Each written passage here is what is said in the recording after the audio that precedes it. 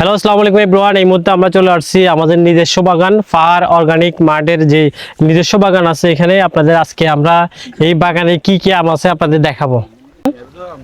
এখানে বেসিক্যালি অনেকগুলা গাছ আছে, একটা একটা আপনাদের আমরা দেখাবো। দেখতে পাচ্ছেন মাশাআল্লাহ পর্যাপ্ত পরিমাণ ফলন চলে আসছে। এগুলা বেসিক্যালি আরো মোটামুটি 1-1.5 মাস পর এগুলা পরিপক্ক হয়ে যাবে। দেখতে পাচ্ছেন এগুলা এখনো অনেক মোটামুটি বড় হয়ে গেছে, মোটামুটি আর 1-1.5 মাসের ভিতরে এগুলা বড় হয়ে যাবে। এটা হচ্ছে ব্যানানা ম্যাঙ্গো জাত। এই অবস্থা, এই আমগুলো যদি বড় হয় এক একটি আম নিম্নে 500 গ্রাম 450 গ্রাম এরকম বড় হবে। এই মুহূর্তে আমাদের এই বাগানে আরেকটি জাত আপনাদের দেখাবো। দেখতে পাচ্ছেন বাড়িফোর।